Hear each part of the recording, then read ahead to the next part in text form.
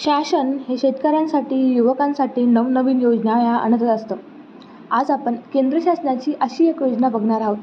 या योजनेअंतर्गत तुम्हाला अनुदानावरती कुक्कुटपालन, शेळी मेंढीपालन, वराहपालन तुम्ही करू शकता.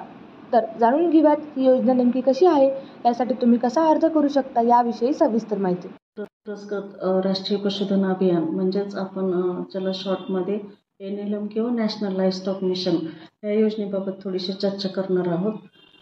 ही योजना जी आहे ती रोजगार निर्मितीसाठी आहे खास, आणि त्याचबरोबर पशुधनाची वंशावळ चांगली व्हावी त्याच्यासाठी आहे. आणि या योजनेसाठी जर तुम्हाला अर्ज करायचा असेल तर तुम्हाला www.nlm.udyammitra.in या वेबसाईटवर जावं लागेल, किंवा नुसतं NLM जरी तुम्ही टाईप केलं किंवा उद्यम मित्र जरी तुम्ही टाईप केलं तर तुम्ही त्या वेबसाईटवर जाऊ शकता. ह्या वेबसाईटवर गेल्यानंतर तुम्हाला साधारण 4 स्कीम ची माहिती मिळते.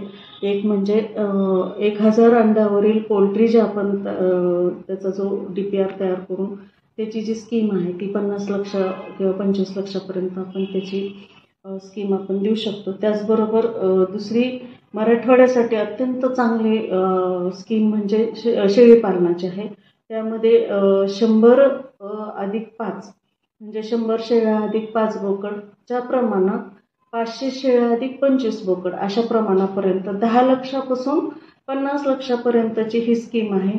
ही स्कीम मराठवाड्यासाठी तर एकदम चांगली आहे. तरुण उद्योजक किंवा आपले जे तरुण मुलं आहेत आज नोकरीच्या शोधात आहेत त्यांच्यासाठी अतिशय चांगली आहे. इकडे तिकडे भरकटण्यापेक्षा ज्यांच्याकडे बँकेकडून कमीत कमी 10 लाखाचं तुम्हाला हमीपत्र मिळू शकेल अशा प्रत्येक युवकांनी पण ही शेळी पालनाची स्कीम घेतली पाहिजे. त्यानंतर यातच पशुखाद्य किंवा वैरण निर्मितीसाठी किंवा याच्यासाठी बेलर मशीन आहे. मुरघासचे जे बेलिंग तयार करते मशीन, तर ती मशीनसाठी तुम्हाला 50 लक्षापर्यंतची ही स्कीम उपलब्ध आहे. त्याचबरोबर जे वराहपालनासाठी इच्छुक आहेत, मादी आणि 5 नर अशी तुम्हाला ही स्कीम आहे. ती तुम्हाला 15 ते 30 लाखापर्यंत आहे. अशा पद्धतीनं याच्यामध्ये ह्या 4 स्कीम आहेत. याच्यामध्ये वैयक्तिक शेतकरी पशुपालक सुद्धा लाभ घेऊ शकतो, किंवा FPO ज्याला फार्मर प्रोड्युसर कंपनी म्हणतो, SHG, JLG किंवा बचत गट, हे सगळेजण याच्यावर अर्ज करू शकतात.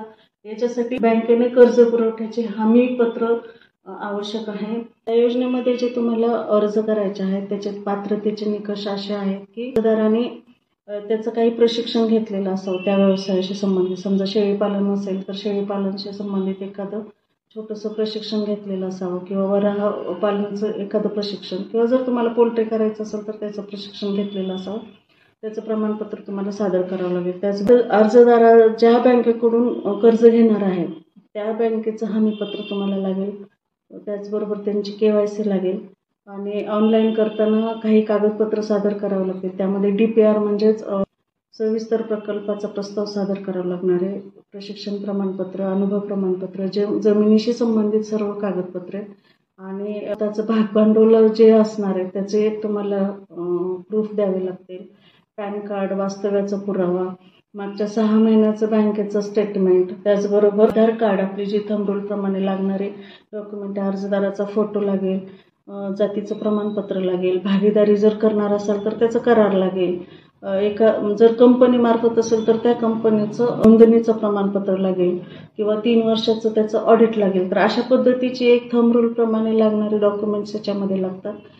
तर तुम्ही सुद्धा या योजनेअंतर्गत अर्ज करू शकता व तुम्ही सुद्धा कुक्कुटपालन, मेंढीपालन, वराहपालन देखील करू शकता.